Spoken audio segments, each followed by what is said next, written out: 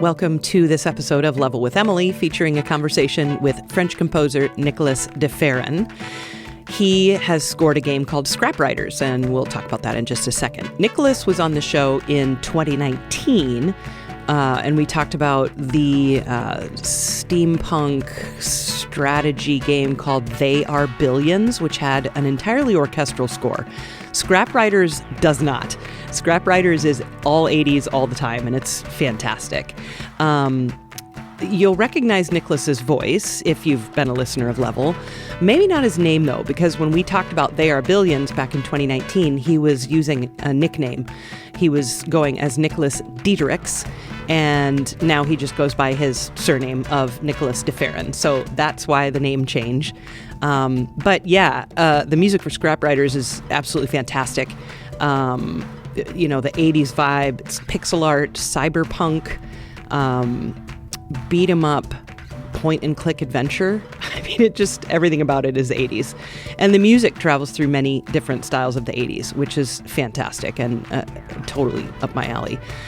So join us on Discord. You'll find that link down in the show notes. If you can support us financially, you'll find us at patreon.com/level. And subscribe to this YouTube channel. We don't put music in our YouTube channels, or YouTube videos rather, because of copyright. They immediately get pulled regardless of what kind of permission we have or not. So we don't even mess with it. You got to go to the audio podcast if you want to hear the music.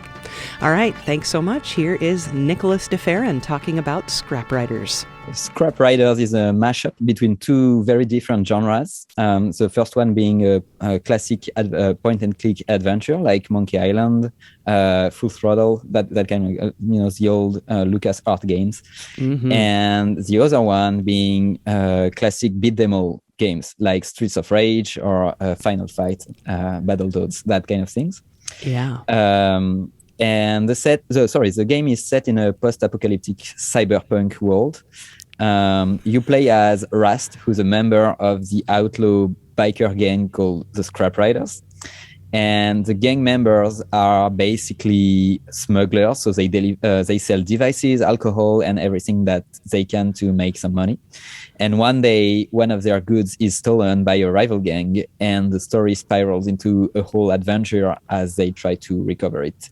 And the game is very, very funny. It has a lot of humor and a lot of pop culture references. It's a full pixel art, very, very pretty, I think. And that's it. Yeah, the opening scene, I just burst out laughing because it's funny. It is funny. Like he's just like hung over in his bed in his underpants, and it's just yeah, the game is kind of like that all the time. It has sometimes a a crude humor, so to speak. yeah. Not for children, but it's very funny. There are a lot of very funny situations. It's a cool game. Yeah. And the soundtrack is just a delight because it's like, thank you. It's kind of like Blade Runner meets chiptunes meets like all these really great 80s kind of genres colliding. Yeah. So in the game, you fight and interact with different factions, so to speak, different gangs. And we wanted each factions and places in the world to have a very distinctive audio universe. Yeah. And so we mixed the synthwave genre with a lot of different stuff, like you said, chiptunes, but also metal, jazz. It was quite a lot of fun. Yeah, there are definitely a few times where your jazz piano skills kind of creep in, which is really fun. That was the project kick. This project was the opportunity to have fun with that.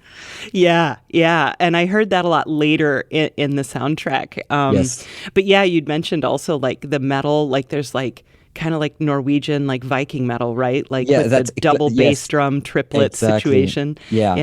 Yeah, so there's one faction in the game called the Vikings, simply the Vikings, and it was our idea to mix to add a northern metal to the soundtrack.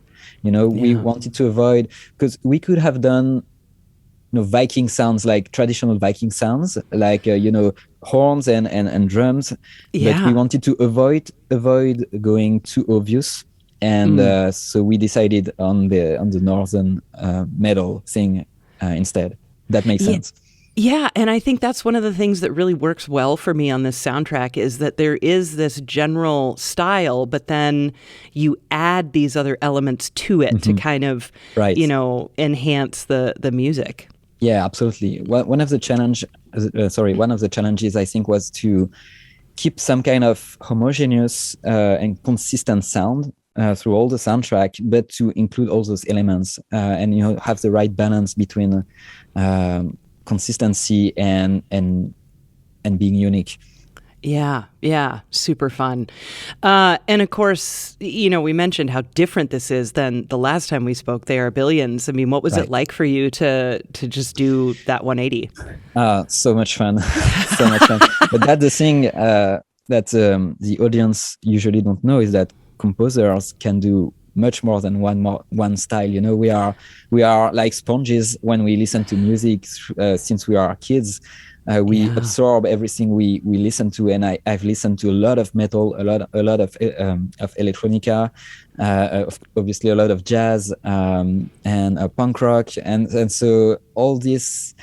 It felt natural to do this kind of soundtrack, even if I never did it before. All those influences were not strangers to me, if you know what I mean. I do, yeah. Now, did you collaborate with another composer? Yes. Okay. Yes, I was going to mention it. So maybe I should talk about how I came into the project, because this is linked to that collaboration. So Mark Selma, who is the audio director of the game, hired me a year ago, I think. And at the very start of the project, like for a lot of indie games, Mark was doing everything himself. So, music, sound design, integration, audio QA, and blah, blah, blah. But with all the very tight deadlines that the game had, he quickly realized that if he wanted to deliver a high quality product on the audio side, he had to let something go. And we've been friends for almost 10 years. We met at GDC. Oh, fun. And so he knew my music and my work ethics. And yeah, that's why he called me to take over the music. But he already did a few tracks before I came in. And, he... how to say it? He created that audio palette, so to speak. Okay. And in that sense, it was a real collaboration, because he acted. Once I came in, he acted like a music director. Sure. Giving me feedback and direction. But it was very, very cool, because he let me be as creative as I wanted to be. He was always open to my ideas, even the most crazy ones.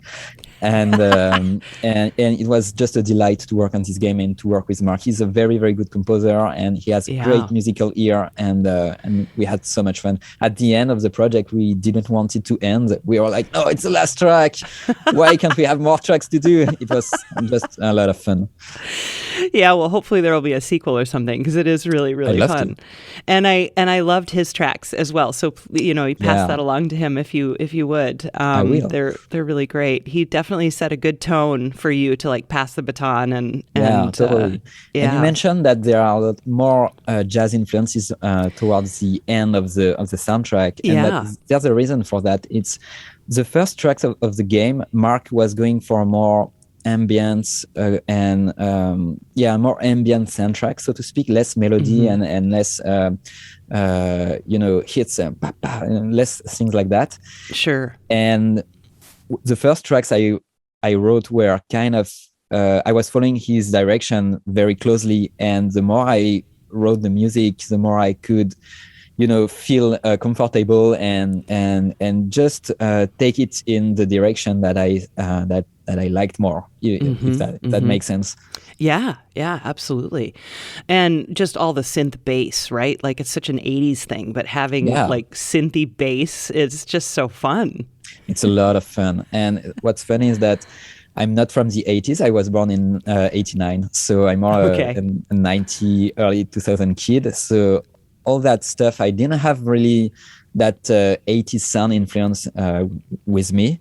But what was very funny is to use those old school synthesizers and to play the music I was comfortable with, but with those sounds, if you know what I mean. Yeah. Did you pick up any new equipment or synths or patches, or what did you get for this project? I bought a lot of synths actually for this project.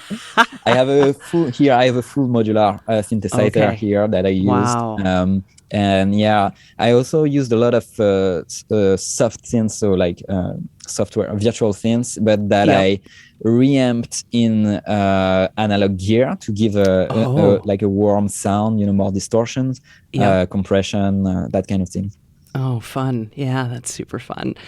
The track called Even a Toaster Would Fall in Love. It's a very like straightforward track, right? But then you put in these little tiny, super chaotic drum fills that are just great. And I loved that addition. The drum programming was so much fun. I like it was one of the funniest thing in the whole project. And what I like a lot about this track is that it's super quantized. So there's not a lot of like when if a real drummer would play it, there would be a lot more subtle rhythmic placement. You know what I mean? Yeah. But I decided to quantize it like very hard, and strangely it gives that some kind of groove. The fact that it's so quantized, it creates that particular groove that works with that tempo. I don't know what it is. It's kind of one of the magic thing about music, but usually the general advice is do not quantize too much.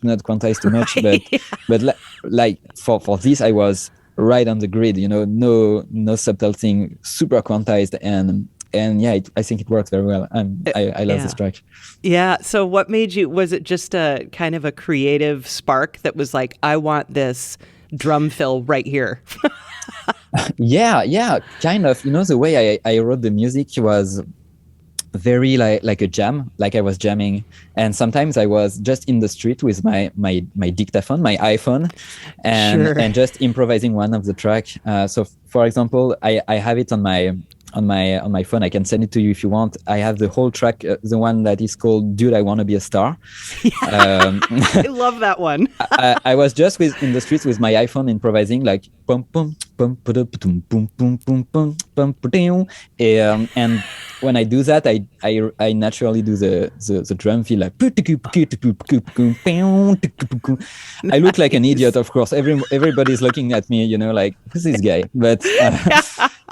But because the music is so fun and the game is so fun, that creative process was perfectly suitable for this kind of music. It was just so much fun to improvise drum fills and cool grooves. And I just came back home to the studio with my recording, and basically I just re-record it, but it's exactly the same. Fantastic. Yeah, Dude, I Want to Be a Star it's such a goofy little track, and the chiptune stuff comes out in that really well too. Yeah, and what's funny, this track is my favorite from the soundtrack, and it is actually a rejected track. That really? That was supposed to be this track was supposed to be at a very important place of the game, moment of the game. And Mark was like, "No, dude, that's too funny. It sounds like Inspector Gadget. I don't want that in the game." And I was like, "Damn, but I love it." And we find a place for it, but it's a very, very short moment of the game. Okay. It's my favorite.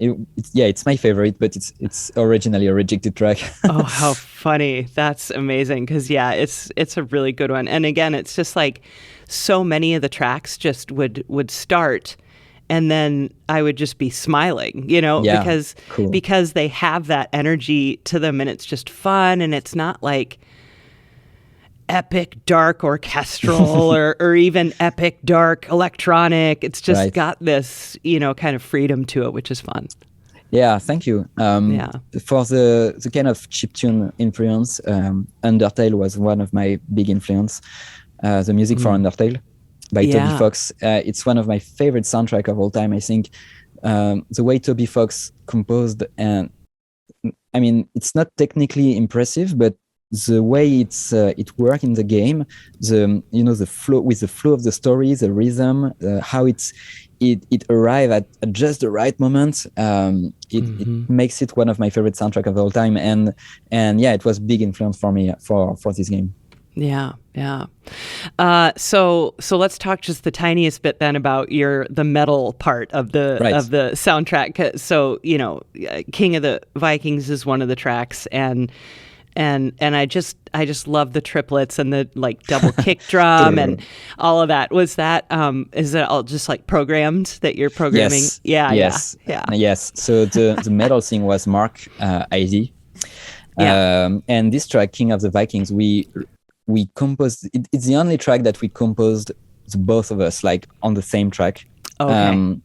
He started to write this track but couldn't finish it because he had so many other things to do, and I took over, to finish the composition.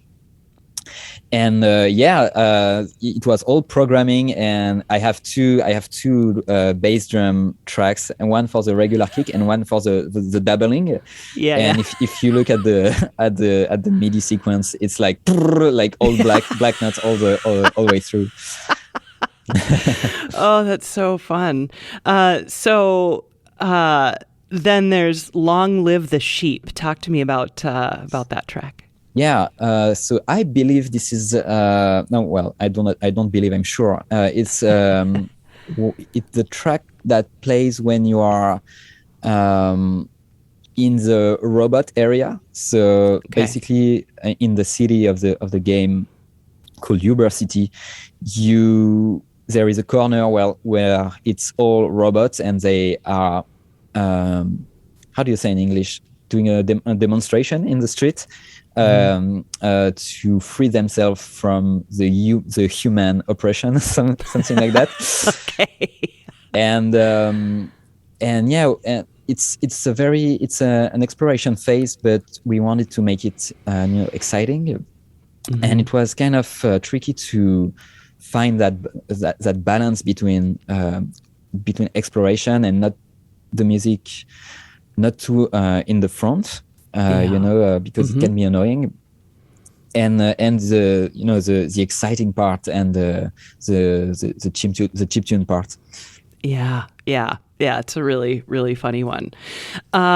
We'll come back to Scrap Riders in just a minute because I have just a few more tracks I want to talk about. But since it has been 4 years since I spoke with you, how have you been? What other musical projects have you been able to work on? And I've been working like crazy, and I actually had a kid in 2021. Oh, congratulations! And everything. Thank you. And everything. Became harder, work-wise, I mean. Sure. I've been working a lot, and I've been scoring podcasts, TV shows, other games that I cannot talk about, unfortunately. Okay. Right. Like someday we can talk about them, maybe. I would love it. And I've been actually incredibly busy. Oh, that's fantastic. Even during the COVID, because COVID happened. Since last time, and even during COVID, I was lucky to keep working. Haven't had any or too much downtime. I've been super lucky for sure. Oh, that's good. I'm glad. As far as games, film, TV, is games your favorite, or do you have a favorite? Yes, games for sure, all day. There's something about games that you don't find in other medium. There is a creativity that is so huge and overwhelming in games that doesn't exist so much in TV. I don't know why. I mean, there's a lot of TV shows with great music. There's no denying that. But games are special, and not just because I'm a fan, but because I think the medium really give you so much opportunity to be creative, and it's just so much fun. The community is it's much cooler. I'm sorry, but it's way cooler to work in games.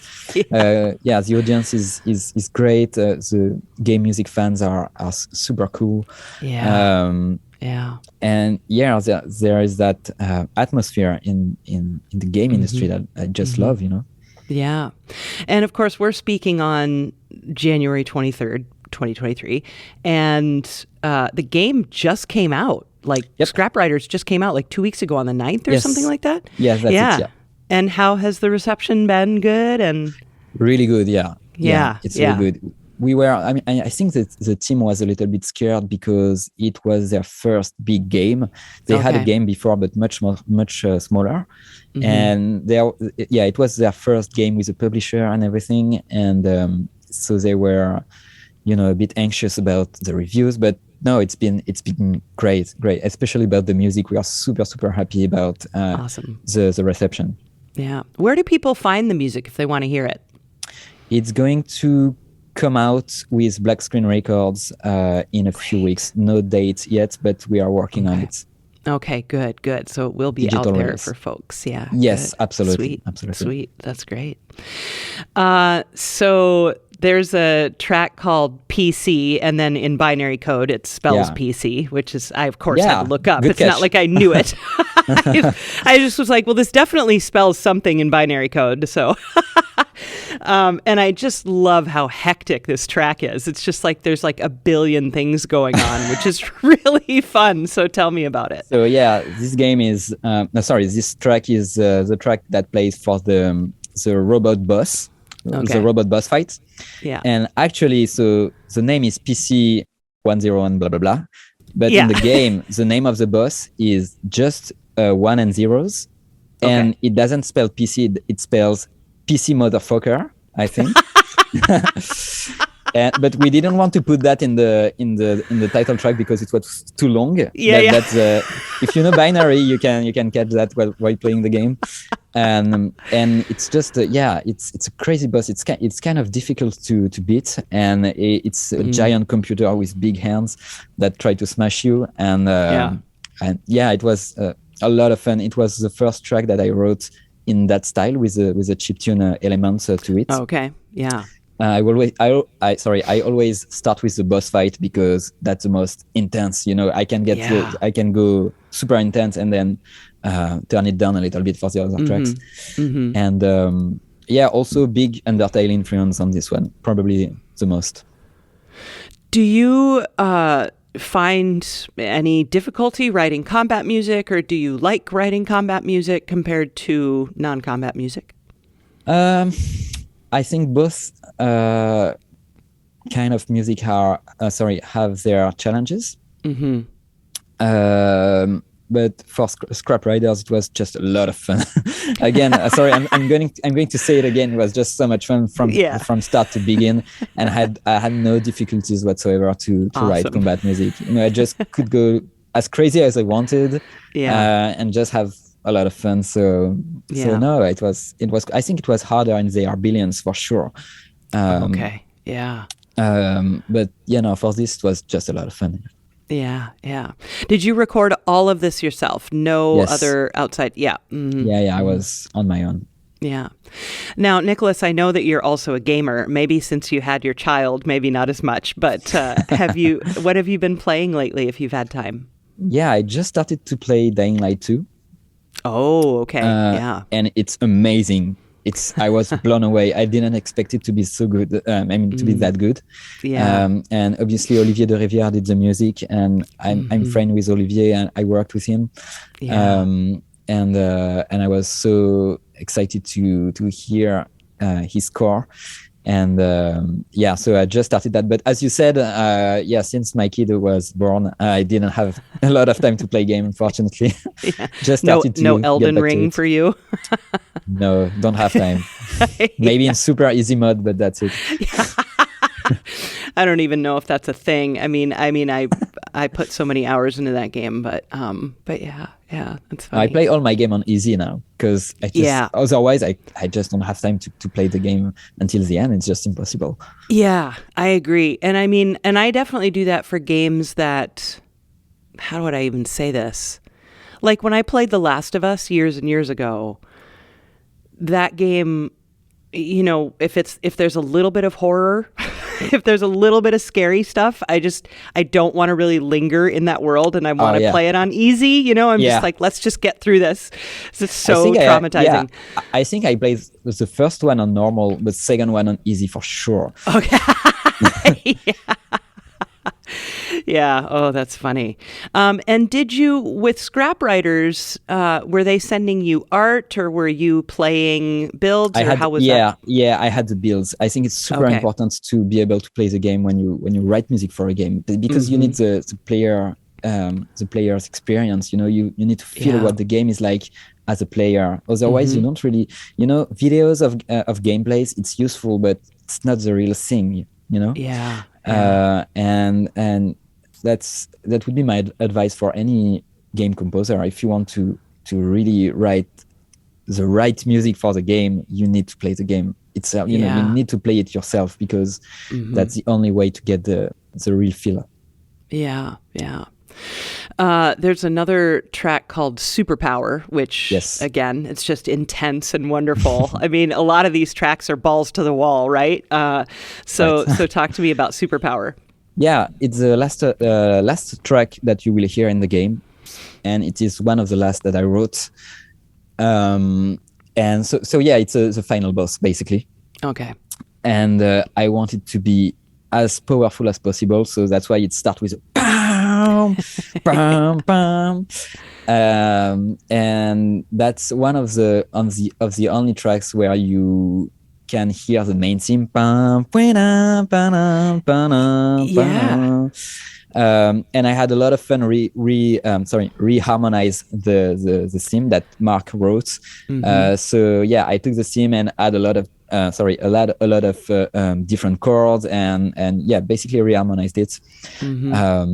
Again, very, very funny track to write. Yeah.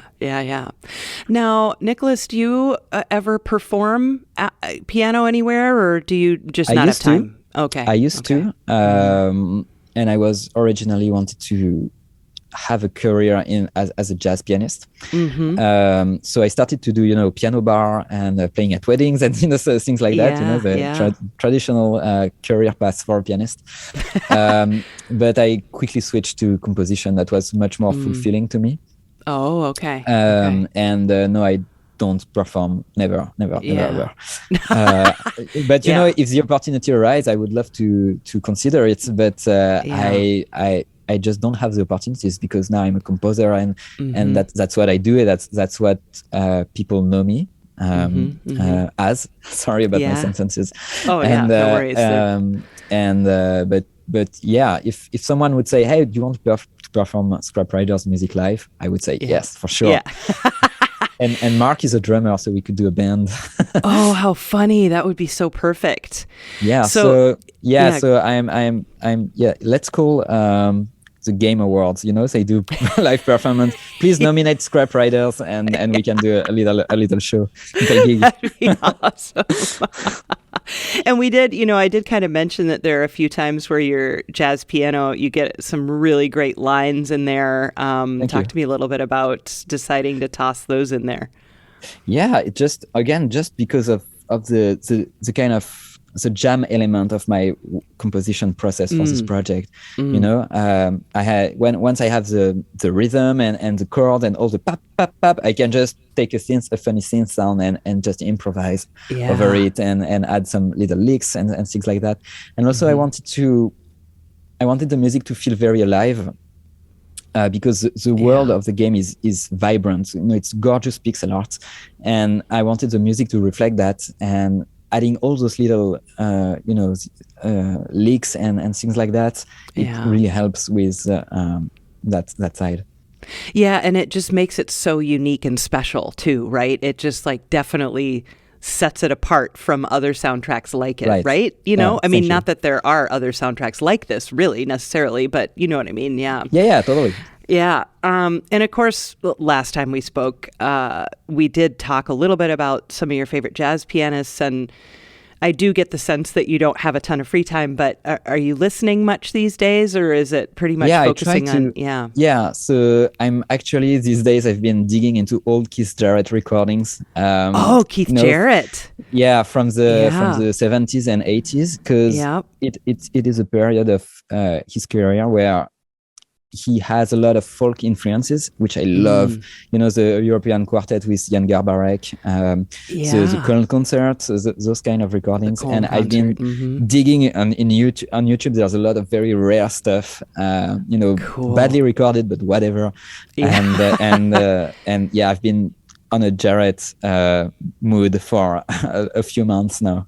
Yeah, one of my favorite albums way back in the day, I think it's called Still Live with Gary Peacock and Jack DeJohnette. Yeah. And I think the whole album starts with like You and the Night and the Music, which is one of my favorite standards. And if you can get past his vocalizations, right? Because he's such a vocalizer when he plays, and he doesn't do that when he plays classical music. Did you know this? No. He's talked about it. Yeah, he's like, I don't know why I don't do that, but I just don't. Glenn Gould do it, and he's a classical composer. Glenn Gould definitely did it. Yes, he was like, and that's why Keith Jarrett's Bach recordings are my favorite, because it's it's very simply played and no vocalization, and he sticks to the score, and I just think his recordings of classical music show a lot of respect to the composer, because he doesn't interpret so much, I would say. I say that without any, to me it's a quality in that case. Yep. And regarding the jazz stuff, I can totally get past his vocalization. Of course, yeah. He's out of this world. He's the best. To me, is one of the best musicians in the history of music. Yeah. And what he does when you listen closely, it's just absolutely mind blowing what he does. It's incredible. It is. Yeah. So Keith Jarrett, everyone, listen to Keith Jarrett. Whether you listen to his classical recordings or his jazz recordings, listen to Keith Jarrett. It'll be well worth your time. For sure. And when I listen to Bach, I do very much gravitate toward performances that don't have a lot of extra emotion added to them. Me too. Maybe that's the wrong word, but I like it to be simple and straightforward. Yeah, me too. I think Glenn Gould is one of my favorite Bach's interpreter, player. But he doesn't do so much extra stuff. I think he has a way of making some of the lines sing. I don't know how he does it, but some of the counterpoint that you wouldn't necessarily hear with another pianist, he make it sing, and it's amazing. He's incredible. But I'm the same as you. I like when it's rather simple for Bach's music. Yeah, I agree.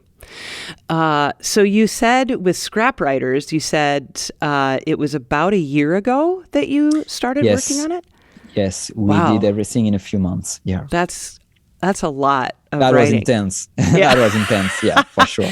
Do you think you write quickly, or do you feel like you write just I think I'm a pretty fast composer. Okay.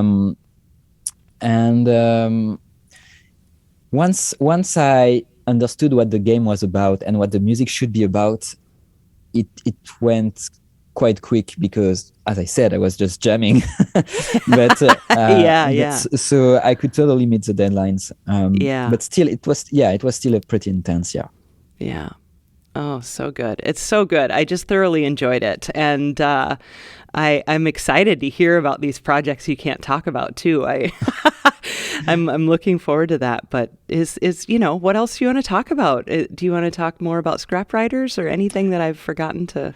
I don't think I have so much more to say, to be honest. I have a pretty boring life. No, I'm just kidding.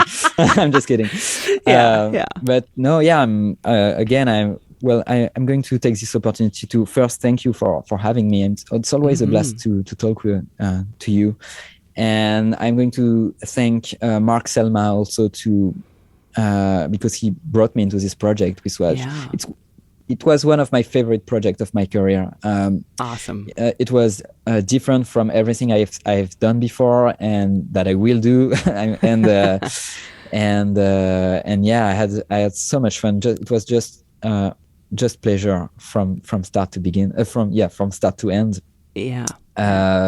So no, yeah, I'm in a good place right now. I'm super happy. That's great. And a new baby maybe not a baby anymore, right? 21 months. Probably 21 months. Yeah. Yeah. So walking and starting to talk and all the things. Yeah. Yeah. Very cute. Wow. Doesn't sleep, but very cute. she's like a little cute demon. An angel of chaos. An angel. Oh, that's funny. And do you live in Paris? Where are you in France? Yeah, in the suburb, but basically very close to Paris. Yeah. Mm-hmm, mm-hmm. Did you grow up in Paris, in that area? Yeah, I did. Yeah. Yeah. Yeah, I grew up here. I studied music in Paris, then went to Boston to study at Berklee College of Music, and I came back in the city in Paris for a while, and then move again in the suburb. Yeah. Because I need space, I need a studio, and prices in Paris are crazy high. I'm sure. So suburb life is just perfect for me. Oh, good. Good. Cool. Well, Nicolas, pleasure as always. I'm so glad we got a chance to do this. I hope it won't be 4 years again before we talk next, but well, let's talk to some game developers so they can hire me and so we can talk, right? Exactly. I'll be on it. Awesome. Well, thank you so much for Thank you for having me. Thank you. Yeah.